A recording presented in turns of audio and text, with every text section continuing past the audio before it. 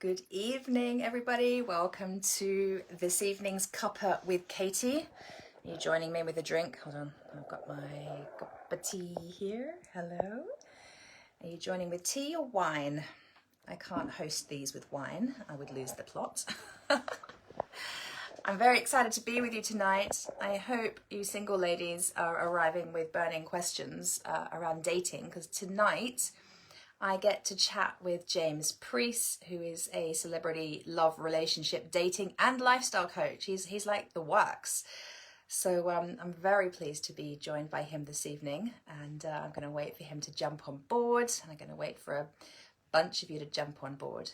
But we're going to be continuing this theme of this month around, like, I'm really enjoying chatting with men around, sorry, I'm getting some alerts here. I'm really enjoying chatting with men. Here's James arriving. Hold on a minute. Around their on love and dating and relationships. Hey, Emma's joined. Hi, Emma. I think you're in the challenge. So excited. There he is. Hello. Hola. Getting the what's going on here. That's perfect. I can see you great. Good. How's the lighting? It's awesome. I don't know what you're worried about. I can totally see you. Oh, I can see your beautiful children in that picture above there. Who's that? That's my two little children. Can you see them up there? Oh, yeah. How old are they? 3 and 7. Oh my gosh. Okay. Yeah, they're still very little then. They are. And one's in bed above here, so I'm too noisy. I'm going to wake them up. So we don't want that. So we'll keep it quiet. Is that my mug I've got? Oh, it's back to front. Hold on. Let me see if I can read it back to front. A dash of magic. That's what it says. I love a dash of magic. Magic, miracles, manifesting. My favorite things. Oh, I can see your door now. Okay. There you go. Yeah, I haven't done a Facebook Live before, so hence my pressing the wrong buttons already. Oh, no, this is awesome. Well, I'm new to doing them like this because, yeah, Facebook don't allow you to bring somebody else on unless you're on a phone, which means I'm having to, as you are, hold my camera. Last person I interviewed on Monday night, I actually dropped my phone because my hand just literally gave up. Just couldn't hold it any longer. So anyway, lovely to see you. I'm balancing my elbow. You too. Yeah, no, really good to see you. So James, what have you been up to today? I have been coaching lots of new clients today, which is always good. Oh, cool. All different issues. And also a bit of shopping as well. Let's keep that going. How about you? So, well, I on Monday start my 5. Thank you for asking, because it's the perfect way for me to promote my my 5-day challenge. Starts on Monday, so it's a free challenge called Meet Your Soulmate. And today I can just start to feel the butterflies coming. I'm so excited, and I'm like, I don't know if I'm nervous, but I'm like, the anticipation is rising. It's going to be a full-on week. We've got 125 women have joined so far, and I haven't even promoted it to my like mailing list community yet. That will get promoted tomorrow to them. So likely we'll have quite a few more join. So it's a big group, which is so exciting, because when you're working, like talking about magic and miracles and manifesting, when you bring a massive group, I want to say massive, like it's not crazy big, but it's still a good number of people to come together, right, with the same intention. That number of people, that energy, everybody being so intentional, like that creates magic. So I'm kind of, I can feel my own energy sort of expanding in preparation to hold the space for what will be required next week, if that makes sense. So yeah, it's gonna be a big week. You're getting ready, you're getting excited. So what does your 5-day challenge involve? Oh, well, then that would be telling a little bit too much, because but essentially it's the inner work. It's the very foundational pieces that I take my paid coaching clients through who are calling in their soulmates. So it's the inner work, aligning your energy mentally, emotionally, physically, and spiritually. So it's a full kind of energy alignment. By the end of the week, they'll have a lot of clarity on where they're at and where they're headed and what their major blocks to calling him in are. They'll have all that information by the end of 5 days, which is pretty cool, actually. Yeah.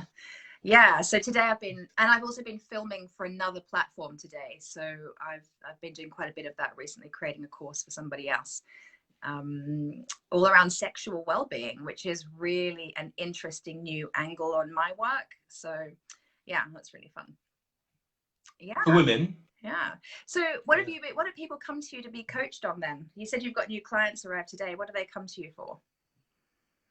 Well, people come to me for all different reasons. They come to me because, like many people are just confused and frustrated about where to meet a long-term partner. So I help people do online dating apps, how to meet people in real life, normal life, not COVID life, and where to go with matchmaking. I'm also a coach for 13 matchmakers now around the world, and my list is growing all the time.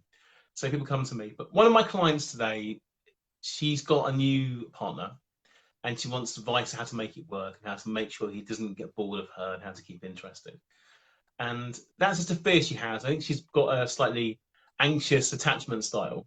So I've been working on that with her to make sure that she just realizes her own worth and realizes she's not going to run off and lose interest, and to know her value.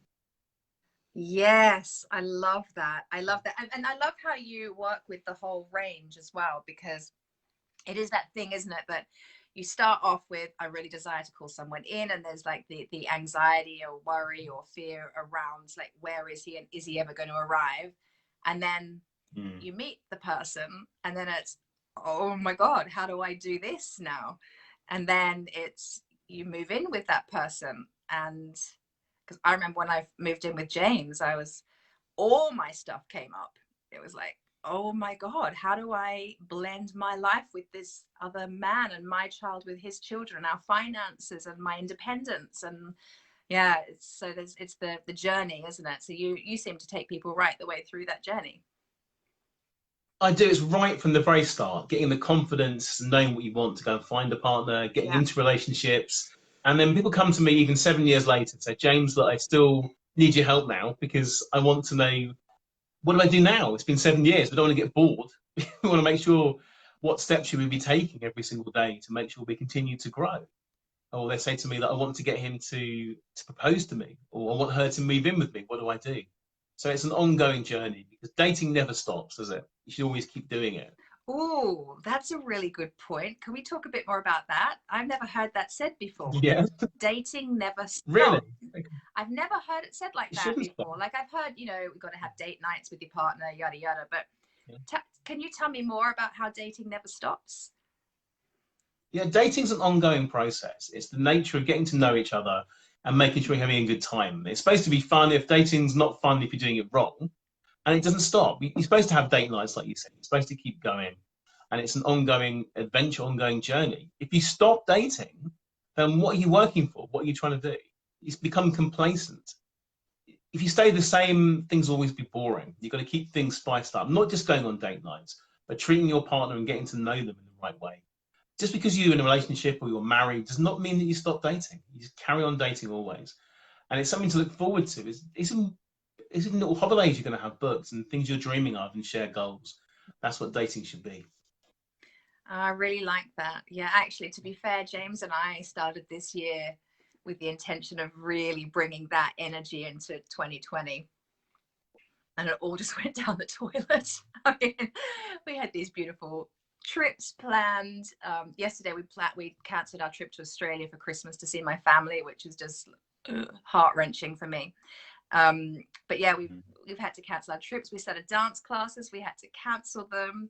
We were planning all these comedy nights. We now it's like films, but we were planning lots of stuff, and I had it all diarized throughout the year. Like, I really wanted to have key things through the year to look forward to together as a couple, because last year we were renovating the house, so I felt like our intimate life kind of went on hold while we were like covered in dust and just dealing with our house falling around, down around our ears, and then COVID came. So anyway, we had the same thing. We renovated a house, moved in a year ago, and thank goodness that we did, because I've got some space to work now, or rather a small little house before.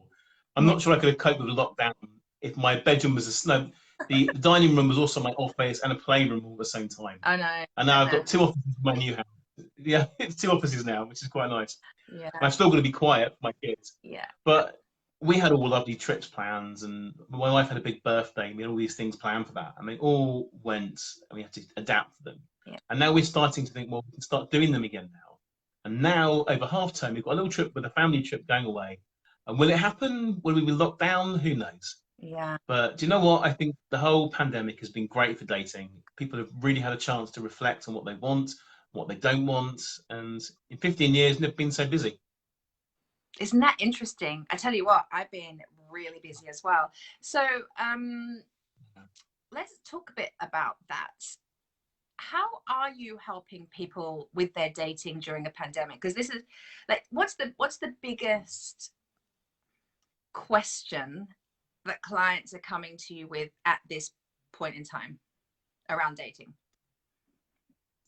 Well, it's 2 questions really. So let's give 2 answers. And the first thing is, how do I meet somebody if I can't leave the house? If I can't go out and do the normal things like singles nights, friends parties, work dues, even in the office, you can't do that. And then, of course, it's how to date. How do you date somebody if you start, well, you want to go and see them? Do you have to do virtual dating? Yeah. Can you go and sit in the park? Can you sit on a bench? How do you do it? And these are all the questions. And again, this has changed. The rules have all changed since the start of lockdown. Yeah. At the start of lockdown back in April, wherever it was all virtual dating. People were doing like we're doing now, talking on cameras, getting used to Zoom, which is great, but it's not great for building rapport because there's no real eye contact going on.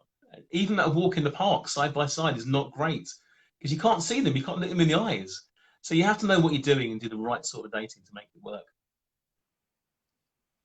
So what's that? How do they do that? Because I'm seeing who's joining the call. We've only got a few people on that I'm aware of. But those that are on are single that I know, and they want to know what's the approach then? What's the right type of dating at this time? You have to do online dating first of all. You have to do that. Not dating apps. Dating apps are more about quick hookups. Do online dating where at least someone's invested and paid a small fee to be serious about what they're going to be doing. That's the first thing. And then the second thing is just matchmakers are really good, but they're quite expensive. They're an expensive option, but at least they're doing the work for you. If you can afford that, that's good. If you can't, just be proactive. Ask your friends if they've got someone that you know would be a good match for you. Get your friends to play matchmaker. That works. It's a free way of doing it. And then when it comes to date, get yourself out there. Go and meet someone for a drink.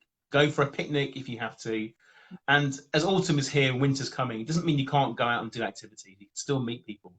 Find an outdoor beer garden or find a pub that's got a nice roaring fire and sit opposite each other and have a nice conversation in real life. Just get on with it. We never know what's going to happen next. Things are going to change for the best, change for the worst. You can't delay your happiness. Just get on with it. Yeah. That's what you need to do. I really agree with that. You can't delay your happiness and just get on with it. Any tips on like dating on Zoom? Because I know that's a big thing at the moment as well, is people meeting up on Zoom and Skype. I don't know. Does anyone meet up on Skype anymore? I'm not sure. Skype's old hat now, isn't it? No one uses Skype. Zoom's the new one that's come along and take everyone's attention away. Yeah. Yeah, well, first of all, it's all about treating it in the same way you would for a date. So you dress up and make sure you look smart. So you do that on a real date. And remember, it's not friends catching up. It's not a Zoom business meeting. They're there to flirt and to get to know each other. So have a glass of wine, have a cup of tea, wherever it might be. Just get to know, just be relaxed. And my advice is not to spend too long doing it. 20 minutes is perfectly enough time. Zoom is not a date replacement. It's just a little bit of getting to know someone in anticipation for when you will meet. So do it as much as you can. Of course, you haven't got to leave the house. You can do it anytime you want to. But evenings are always better because you typically go on a date in the evening rather than during the day. So just treat it as you would normally. And remember your background as well. Make sure it's something interesting. So you've got talking points. I know you've got a nice plant there in the background. I do. And there was a Buddha there last time we spoke. Is the Buddha still there? The Buddha's in the window there. There you go. So I would say this was going to be a Zoom date to make sure the Buddha's in the picture. Right. You've got something to talk about. Yeah, and I wouldn't want to be so close up either. This is a bit hectic. It's like, oh. Then you start posing and doing all these things. I know. I try and avoid looking at myself, otherwise I just turn the angles like this. This is not great. Don't turn your self view off, so you're not too concerned about what you look like as well. Yes. That's why I say. Yes, I like it. So you're coaching men and women, right? Yes. Are you so I'm a big believer in doing the inner work to be able to call in your match, you know, your vibrational, your energetic match. I believe that, you know, what you think is what you're going to receive. What you feel about yourself is going to be reflected back to you in the people that you meet. Yeah. So are the people that you're working with, I mean, do you notice if there's a desire to do that inner work and to be the better version of themselves for their partner, because I like to prepare themselves for the partner that's coming? Do you see much of that, or is it like, just tell me how to date and get a date? It's both, really. People lack confidence and self-love and don't know what to do. You mentioned at the start, people feel that they're the last one standing. There's no one else out there for them. And they start to panic and think, what can I do? How can I find somebody? And you've got to know what your own value is before you can expect someone else to know that. So I do a lot of work on that, knowing what your USPs are, what makes you special, what makes you dateable. Why would somebody want to date you? And this is true, even writing a dating profile, you've got to convey it in the right way. You've got to convey your selling points. It's all marketing. You're marketing yourself as a product. So a lot of inner work is done because I believe in law of attraction. It's how I've got my things in my life that are so wonderful. Yeah. Just for being positive best you can and working out what the plan is and being grateful, a lot of gratitude. And we do work on that. And I also work on compliments as well.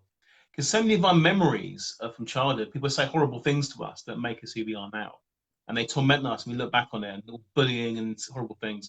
So I think rather than focusing on these horrible things, focus on the good stuff. Every time someone pays you a compliment, even on a date or in real life, write it down in a little book and you can remember that when you're feeling a bit low before you go on a date. So that's all very, very important stuff. Yeah, absolutely. I love that. So, all right. So you said you love laws of attraction. So Yep. you're a bit of a manifesting man. Yes. Do you mind if we talk about your dating history and then how you met your wife and sure. Can you just like rewind, go back in time to when you were single, and were you doing this work when you were single, or what was the order of things?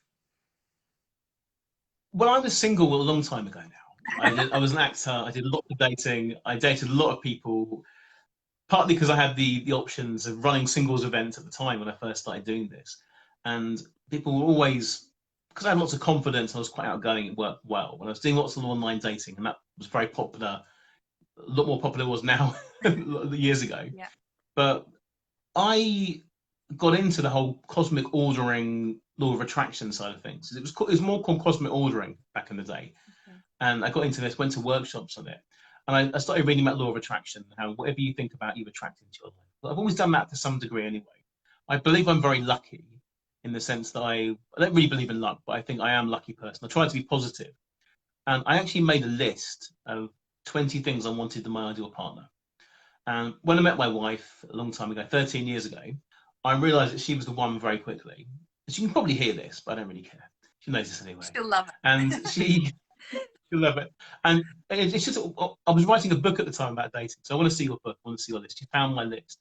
And she had 19 out of 20 things I'd attracted them. And the 20th thing that I won't go into now, she didn't have, but had something very similar. And I realized I didn't need that 20th thing. It was very superficial. But she had something better than that. So it was all good. So I believe that. And since that point, I believe that everyone should make a list. It doesn't need to be a perfect list of all your ideal partner, just to get an idea, get a guide about what you want. So I've always believed in law of attraction. And I've taught that. It's an important foundation to my coaching. Because if you don't expect to get good results, then what's the point even trying? Totally. I think you agree. Well, we're completely on the same page. So how do you help people because this was a really big stumbling block I had until I didn't have it, but I see it again and again and again in people. How do you write a list? I call it the man menu. How do you write that list? Right. And then, because you have to surrender it, right? To life, to God, to the universe, source, whatever your language is. You have to surrender it because you don't want to get in your own way. and there's that like the grabbing energy of like I have to have this energy is actually very repelling and pushing away. So how do you surrender what you desire when you really, really, really, really, really want it? Like, I remember just not, like, I understood it, but I couldn't feel it. And it frustrated the hell out of me when I was single. How do you help people wrap their heads around that? It's partly repetition. It's repetition. You need to look at this list that you've got and look at it several times a day. So the first thing you do when you wake up, you look at it, and the last thing you do at night is look at it as well. I recommend having a copy on your phone. So if you're on the train, you can look at it just to remind yourself about all the good things that are coming. And it is hard for people to think, well, it's not some magic wish list. It's not some magic thing that's going to appear if you don't take action on it. But by taking action at the same time, you'll get these things that you want. If you just write a list of 20 things you want in an ideal partner, you think, well, that's it. I believe it's going to happen. Wonderful.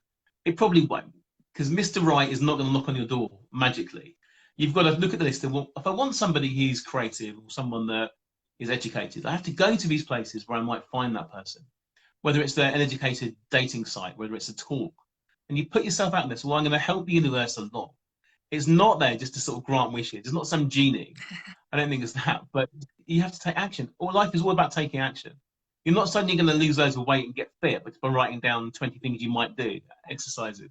It's not how it works. You've got to do it every single day and repeat it. And it'll become so much clearer as time goes on. And then each day you'll believe it more. You'll see signs. Look for positive signs that things are working. So when you decide to surrender these things, you think, do you know what? I got 3 messages from Dave, people who are quite interested in me. So that's it. Look for the signs. Look for the signs of things that are going to go well rather than things that aren't going to go well. Think about what might go right rather than what might go wrong. Because so many people look for things and excuses for things to go wrong. Particularly when it comes to online dating and dating apps, actually. People don't make the full effort to do this in their profiles. They write a mediocre or below average profile and add low quality pictures because they think, do you know what? If I made my full effort and it didn't work, I would feel very rejected then. So it's not about that. It's about making the full effort right from the start. And in that way, make your best effort, you get the best results. Yeah. What do you think to that? So I love what you're saying. That bit about make your best effort, because there's an element of, well, when I don't, then I can't be let down, right? So you're sort of it's the whole of like the failure piece. You're sort of expecting to fail, so I may as well not try very hard anyway. So there's a fear piece. But what comes to me when I'm listening to you is you're like, I mean, you did say that when you were single and dating, you're an actor and you're dating people and you're quite confident and extrovert and so on. So you seem to be quite naturally confident, and what really comes across is optimistic and positive. Like you said, I'm a naturally positive person. Have you always been a very naturally positive, optimistic person? Or is it something you've had to learn and get good at?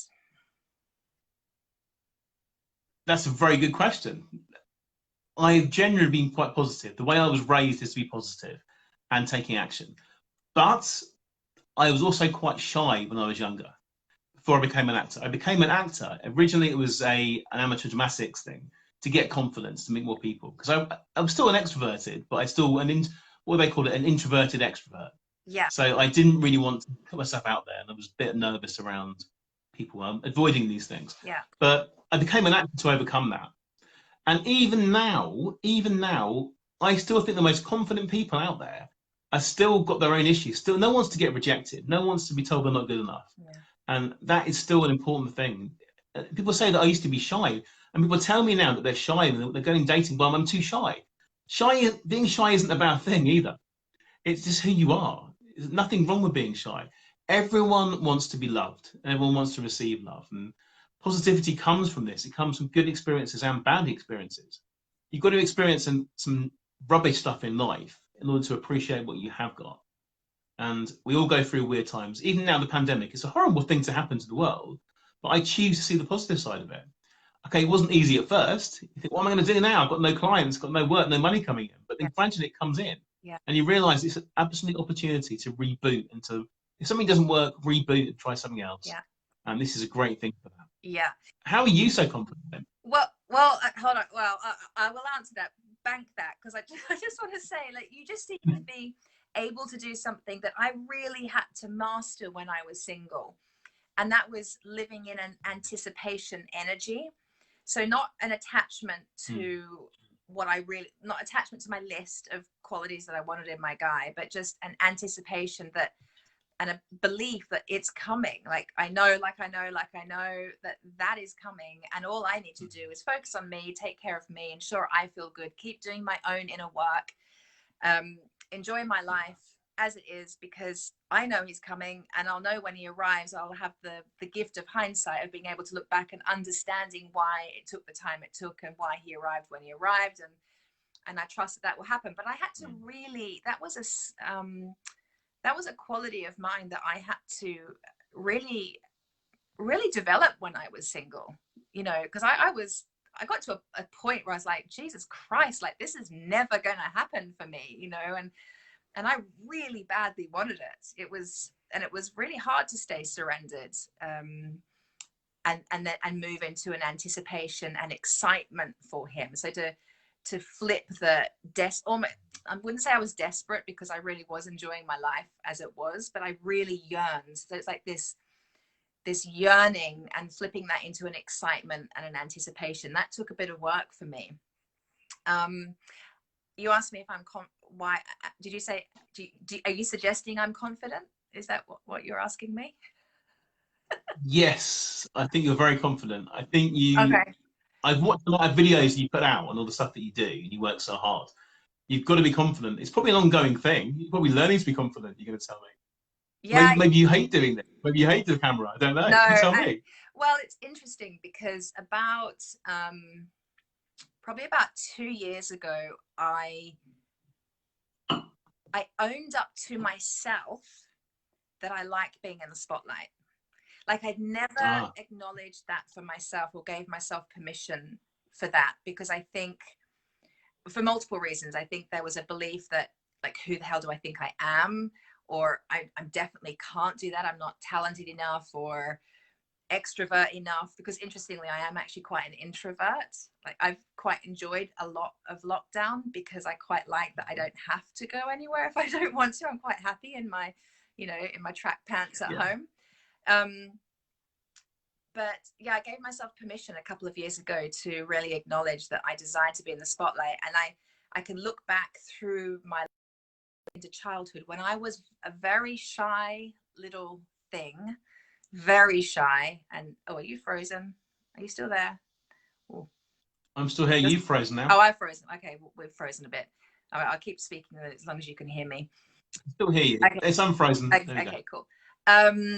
Yeah, I was a very shy little girl, and yet I put myself forward for the school play, and I went to Toastmasters classes when I was like from the age of 10 to about 14, and I would do jazz ballet classes and always get in the front row, and I really enjoyed that. So while I was shy, I was always putting myself forward for stuff that had me on stage. And when I was in my early 20s, I did take TV presenting classes, which I was pretty crap at, to be honest, but I really enjoyed them. And over the years, I've just become more, I think just through practice, I've become more confident. I have this belief that we have to put ourselves out there. And I have a very strong kind of, I guess my North Star is all about daring mighty things, which relates back to the Theodore Roosevelt quote. Do you know the quotes? Far better it is to dare mighty things, even though checkered by failure, than to take rank with those timid spirits who neither enjoy much nor suffer much, because they live in the grey twilight that knows not victory nor defeat. And that was a quote on my dad's bedroom office wall when I was growing up. And I just kind of grew up thinking, like, fuck it. Like I'm going to just go for it all the time. I'm just going to go for it. Even if I think I can't have it or I won't be any good at it, I'm just going to go for it. And I think that attitude just had me practice and build confidence and build trust and faith in life, that I'm supported and guided. I didn't just get that. Like it was something that I've practiced and built over time. Does that make sense? Yeah. It's working well then. Yeah. It's working well. Thanks. Making you blush. There we go. I know. I am. I'm under quite strong lights here, and I'm quite hot. So as well as blushing. So anybody who's on watching this, who's single and would like any dating tips, you're so welcome to type your questions in. I am sure, James, you'd be happy to answer any dating related question. Oh. Yeah. So to go back to your journey of calling in your wife, so you wrote a list, so clearly you got really intentional to call her in. Did you do any inner work, to any kind of healing work, any personal growth work as part of that process of calling her in? No, not particularly. Not particularly. I've never done any therapy or healing and that sort of thing. I've never needed to do that. Talking to people has always been my healing in itself. Rather than keeping stuff bottled in. That's what guys tend to do. That guys bottle things up. They don't tell anyone their problems. They don't do that. But I've always been really lucky to have a close family, particularly my dad when he was around and my brother. I found that telling them what was going on and explaining my problems, we always worked in it together. And that was my own healing. That's how I dealt with that at the time. And I had a lot of big friends support circle as well. And I was very lucky to do that. Yeah. Because if you don't have close friends, guys in particular, don't have these close friends, they don't share the secrets, they don't share what's going on. Yeah. And even now, I've got lots of very, very strong friends. Even when 30 years ago, when I was at school, people are still close because we've got that bond. So I've never done. I did some exercise. I did some meditation. I tried to do meditation. I try now to do mindfulness. My brain is too active all the time to do any of these things. I can't still my brain. I've tried it. I just don't need to do it. I do need to do it. But I know I mentioned this to you before. I just don't find it easy to switch my brain off, particularly at night. So, no, I think just working things out and writing things down, journaling. I did journaling. It's coming out now, isn't it? I did all this work after all. Well, because it sounds to me like you're actually very self-aware, and you play within the laws of the universe, and you clearly have a spiritual connection with yourself. And while you might not say that you're a pro at meditation or mindfulness, I don't think you have to be. I think we're all so different, right? And we all can connect with the truth of who we are in our own unique different ways. And I think journaling is a key way to connect with your spiritual truth, that sort of wise inner voice. Yeah. I think it is. It's useful, and that's why I've written 15 books. I think I like to get my thoughts down on paper, and blogging all the time, but it's time consuming. But I enjoy journaling. I enjoy writing down what's going on. Yeah. I like to make lists. But what is quite strange, I don't make many notes when it comes to my coaching clients. I don't make notes. I store it in my brain. I don't make notes afterwards. Do you do that? Do you make notes on everyone that you speak to? It really depends on the client, and it depends on my connection, because a lot of my coaching is very intuitive. But I think most well, I don't know, mine is particularly intuitive. So sometimes I'm so in the moment and so feeling their energy that I don't write notes. Sometimes my brain will fire off a gazillion things that I know that I have to kind of get out. So I just quickly scribble those down so I don't forget because if someone's talking and really offloading, and they might talk for 20 minutes, and sometimes it's just not appropriate to interrupt. Sometimes you have to interrupt, and that's the skill in coaching, right? It's like, when do I interrupt and when do I just sit back and listen? And if it goes on and on and on, and I'm just listening, sometimes I'll make notes so that I can address the certain points. And I do have a file on every one of my clients. I have files and notes, and then I have to, after a period of time, get rid of those, especially with GDPR. Yes. They're all locked up in a special little cabinet. Yeah. I don't remember your question now. Do I make notes? Yeah. No. Emma's. I have to make notes afterwards. That's it. Sorry? There's a question here. Yeah, there's a I'm gonna answer the question before it disappears. There's two questions now. First one says, what would be a good dating strapline be? Do you mean as in a headline on a dating app? I presume that's what Emma means here. Is that right? I reckon that strapline, I would say that's like a headline or like a I can't remember. It's like a byline, isn't it? So my name and then my one-liner under my name. Yeah. I like to go with something quite simple, and alliteration is always really, really good. Alliteration, thank you. Alliteration is simple and it's to the point. So maybe you have something like smart, sexy, and secure. That's what I used to have. Just summarize 3 things about yourself that you think you want everyone to know, and go with 3, whatever you think your selling points are, what makes you so dateable and so special. Use those things and write them down. And try and find positive words that begin with that letter. That's a really fun thing to do. And something a bit unusual, don't go with things that everyone else uses, like generic things. Yeah. I love that. Hey, Emma, little challenge for you. I'm going to put you in the spotlight right now. Emma's about to do my 5-day challenge. So I'm excited to get to know her. Do you already know 3 things about you that you'd put in your strapline? Do you want to share them here? That would be fun. No pressure. No pressure. All right, Danielle, hello, has asked for both of you, how much of your list was personality traits, beliefs, values to someone's physical attraction? Oh, good question. Do you want to answer that, James? I will happily answer that as well. Throw it on to me first. Well, my list was not all physical. I wanted someone who was fit and active, and someone that was into their own health and like self-development, those sort of things. That was about the basis of that. I thought it was my own decision if I'm attracted to somebody. And I didn't want to put any guidelines down to that particularly, because everyone likes different things. That's why there's 100 flavors of ice cream out there. Everyone wants different things. There's chocolate chip, mint, things like that. Yeah. I almost taking my smart, sexy, and secure one. That's good. Having that one. Yeah. So, yeah, I had certain skills on my list as well. Like I wanted someone that speaks different languages, someone that was going to be a good mother, and someone that was kind. These are all important things. They're on my list, and well, I didn't know if my wife would be a good mother, but she's the best mother I've ever seen. She's a much better mother than I am a dad, and I'm a pretty good dad, I hope. Oh. But yeah, how about your list? So I had 3 lists. Because I'm an A-type personality, gold star student, total overachiever. So I had to have 3 lists. I had a non-negotiable, excuse me, non-negotiable must-have list, non-negotiable must not have list, and then a nice to have list.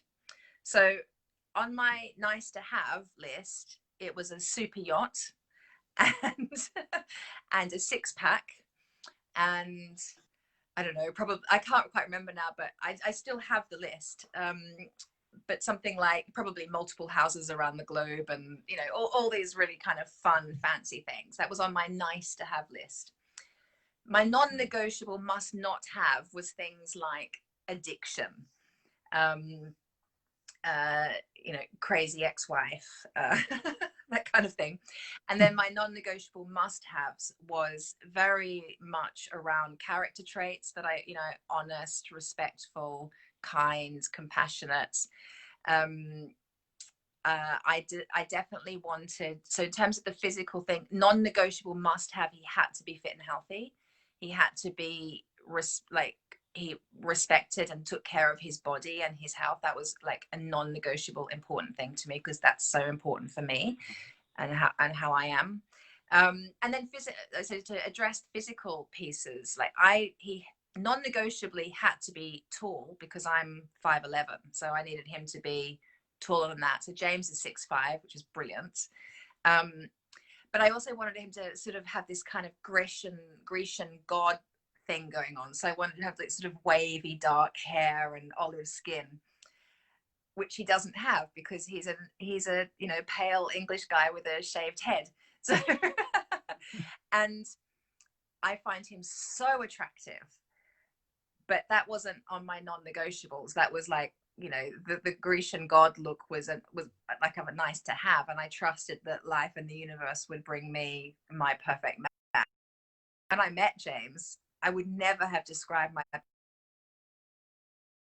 but I met him and I was like, oh my God, you're really hot. And I didn't even know that I was attracted to that, you know? So that's a nice example of having a list and surrendering it and then allowing what's meant to come in, I think. I would say if I'd have been coaching you at the time, I would have said to you not to have a list of things that you don't want.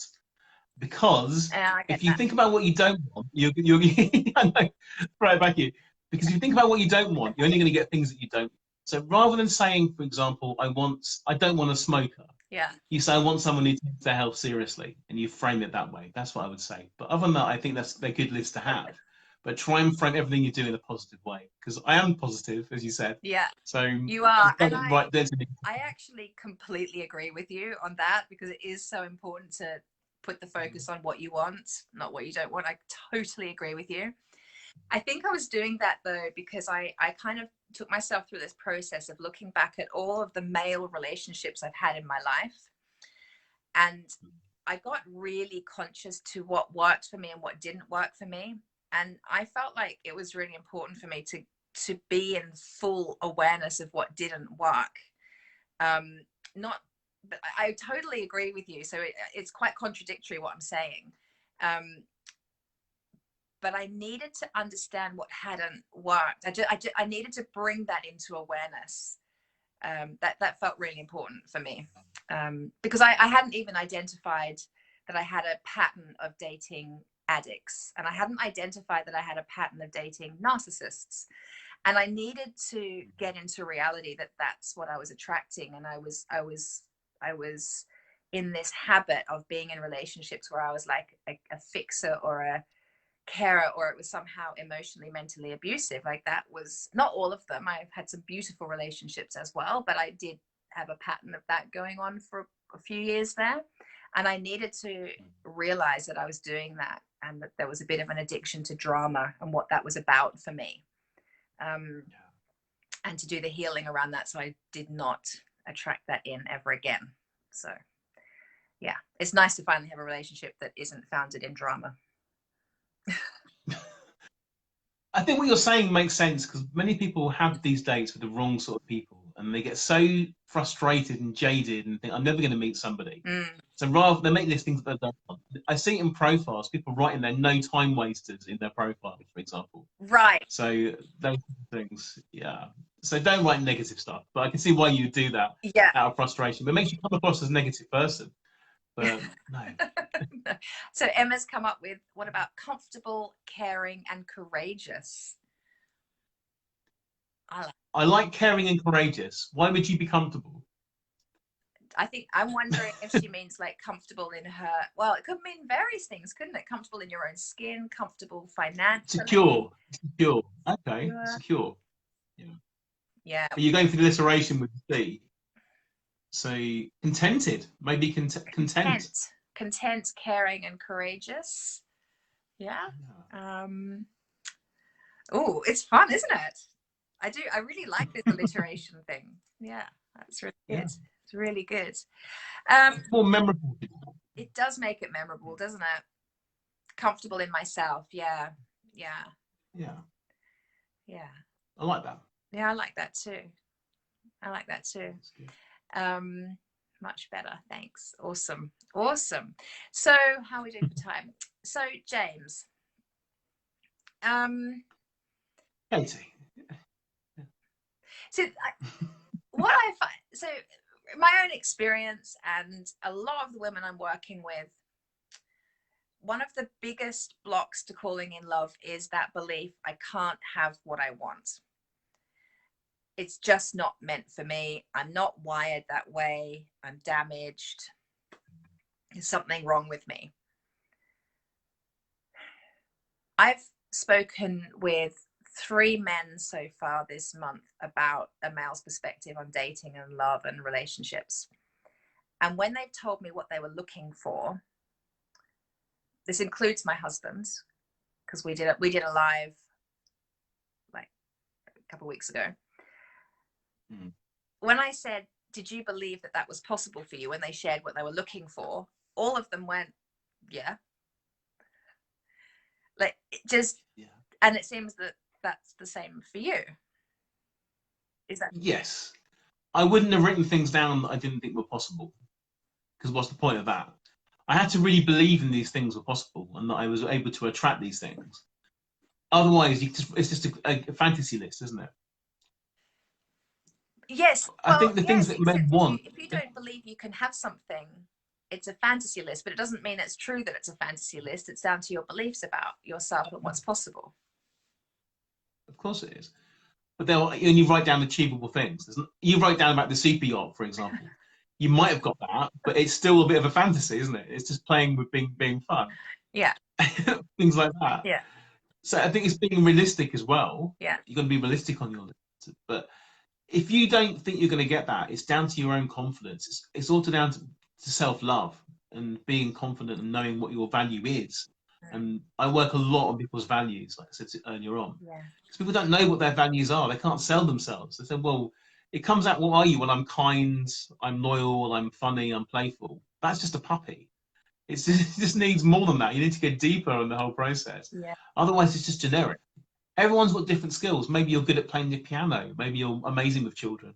Maybe you're good with dogs. Maybe you can cook 10 dishes really, really spectacularly. What are your USPs? What makes you special?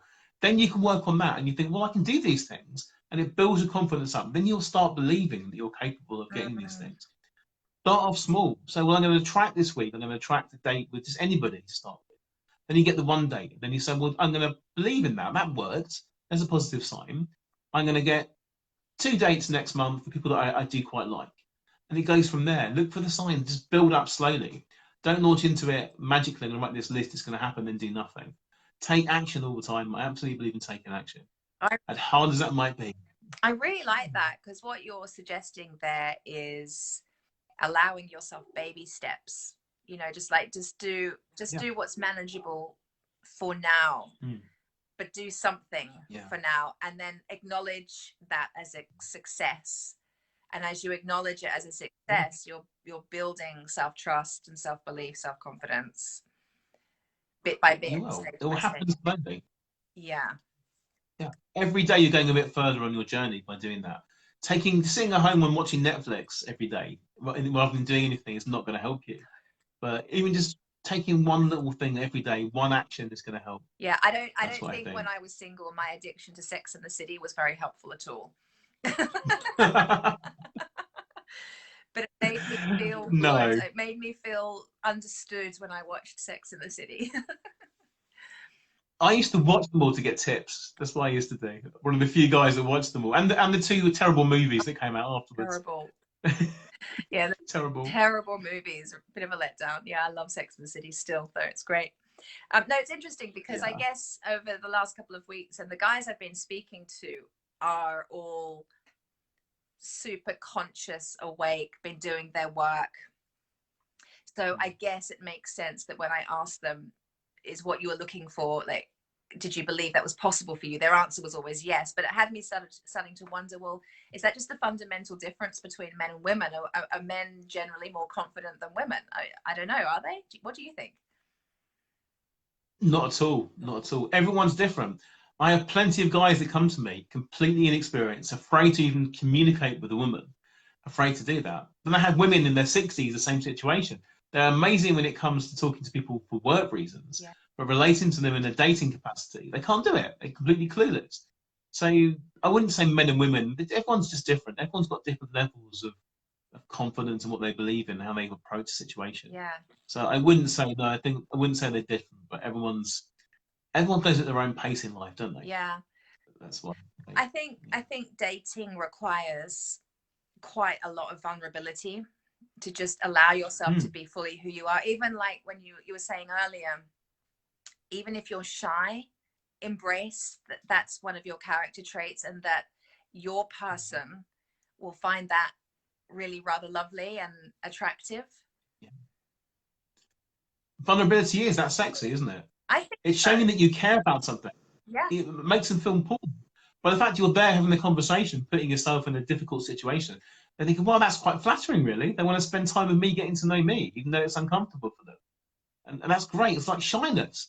2 people a bit shy, great. That's really, really good. It's really attractive. It means that they're aware of who they are. They're a bit vulnerable, putting themselves out there. They're taking action. and it's a really nice thing to have, rather than someone that's arrogant, someone that's too confident, Yeah. comes across that way. Because a lot of shy people do come across as arrogant sometimes. Yeah. Because they don't mean to be. They don't know how to interact. And it's a balance between the two. Yeah. So just be friendly, be nice to people. That's what I think. Yeah, absolutely. Absolutely. I'm remembering the first conversation you and I ever had when I was telling you that I had a bit of a bee in my bonnet about this this idea that online dating is an unsafe place for women because I don't know, men are in it for just one thing, or you know, it's just, it doesn't feel safe for them for some reason. Do you remember we were talking about that?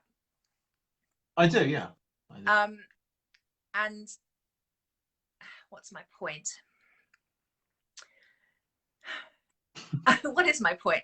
I guess what I wanted to just kind of put out in the open is this idea that men as well are desiring to love and be loved. It's look, I'm working with women. I do actually have a couple of male clients right now who are calling in love. Predominantly I'm working with women, and with a lot of these women there is a feeling or a concern that if I go online it's not going to be safe for me. I'm putting myself at risk in some way. And while I understand that, I also really believe, and I think because of, you know, the relationship I have with my husband, which is so vulnerable, but both of us able to be so vulnerable, I know him as a human being, and as a human being he's like totally vulnerable and fallible and gets scared and worries about stuff and gets a bit anxious and, you know, sometimes loses. He's super confident but totally gets unconfident. And I think, I don't know, I just feel like, I don't know what there is to say on this, James, but I feel like I just want to kind of say, I want to take a stand for the men and remind the women that they're just human and they just want to love and be loved, and they're probably nervous and they're not just all out to get you. You know? That's not the reality. Yes, there's some weird guys out there. Cool. And yes, there's some weird women out there. Yes, there's scammers out there who will try and scam you. But how many people are there? 1 in a million probably going to try and do that. There's some people out there that are just clueless and lonely. And the trouble is men don't know how to interact properly. Women tend to have big groups of friends that they can talk and interact with. Women can still flirt with their female friends. Guys can't flirt with their male friends. They can't interact the same way. So they're clueless. A woman would say to a woman, that's a really sexy dress, you look really nice in it. A guy would not say to another guy, that's a really nice shirt, you look really hot in it. They wouldn't say that. The guys don't know how to interact. Guys always assume women are interested when they're not. Yeah. Because guys are silly. Guys have read a book once saying that if a woman plays with her hair, then she's into you. Yeah. That's the trouble. But therefore they assume that. And women can't read the signals off a guy if they're interested. Guys are absolutely lovely. There's some really nice, genuine guys out there who would love to meet some genuine women. Yeah. But sometimes dating apps don't do it the right way because they don't let you find people very easily. It's all about a picture. And the truth is, most guys cannot take pictures the same way that women can take, because women wear makeup, women have nice hair, women tend to keep their figures, but men, as they get older particularly, do not know how to take a good picture. And they wear the same suit they wore 20 years ago.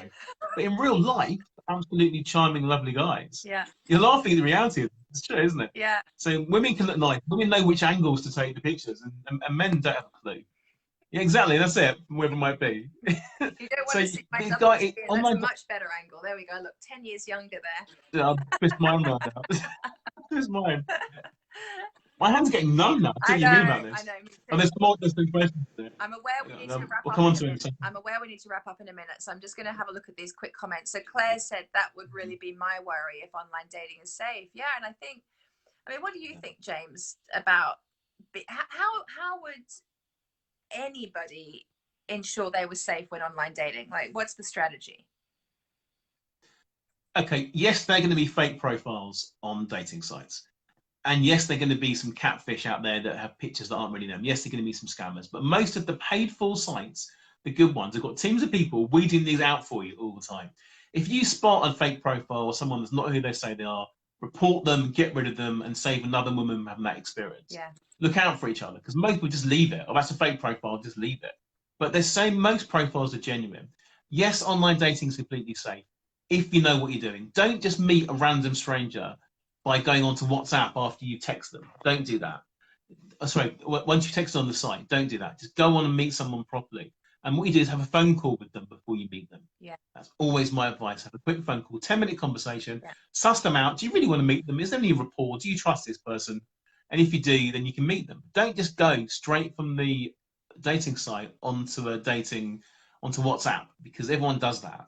And you'll get better rapport if you actually do speak to them. Yeah. And you can just filter them out all the time wasters, because it's anonymous. What site would I suggest? In terms of, well, I think in dating app wise, Hinge is my favourite because it's got a good balance between men and females. Tinder and Bumble have got 9 men for every woman on them, which is, it sounds good, but it tends to be low quality guys who don't get many responses and they can put you off. So if you're going to use a dating app, Hinge is good. It's got more conversation starters on there. If you're using a paid-for online dating site, I used to like Guardian Soulmates. That's just closed down, unfortunately. That was really good, but it has closed down. It closed down in July. They weren't making any money anymore, which is because they couldn't compete with the free ones. But I think Match.com is good if you're just starting out and getting used to things. Elite Singles is good, but it's got a small amount of numbers. eHarmony, if you're over 40, is quite good, but not if you're under it. Just experiment. Everyone comes and goes on different ones, but the goal is to be the top 10% on the site or on the app, and then you'll get the top 10% of guys. And another little tip, very, very quickly: be proactive and contact people first. Otherwise, if you don't, somebody else, the good guy will come and join the site or the app, and women will be proactive and they'll contact them. But if you sit back and playing it cool, he's then going out on dates with those women and won't even get to search and find you. So be proactive, reach out and let him notice you. This is why I like Hinge. It's all conversation starters, nice breakers, and that works well for that. Interesting tips. Hi Sana, she says, I feel like men who I find attractive aren't and wouldn't ever be attracted towards me. That's kind of a belief that has set inside me. What are your thoughts on that, James? It's down to changing that belief by working out what your value is. Like I talked about earlier, what are your values? What makes you special? It's not just about looks. Maybe you are funny. Maybe you have other skills that can bring into this. People are attracted to different things. Yeah. It's not always. People don't always want a size 6 or a blonde or whatever it might be. Everyone likes a different guy. Guys are much more open-minded than you probably imagine. They really are. It depends. How realistic are your goals? What are you looking for? Looking for George Clooney? Then everyone says they want George Clooney or Cheryl Cole, whoever it might be, or at that particular time. But guys are pretty nice guys. Average, by the very definition of the word, average. There's plenty of reasonable people out there that are good partners. Just trust yourself, trust and know your worth. That's it. And don't settle for someone that's going to make you unhappy, that you're not really happy with.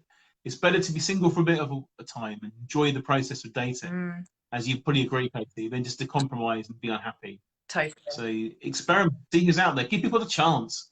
You might pleasantly be surprised. I love that. Give people a chance. Absolutely. I love that.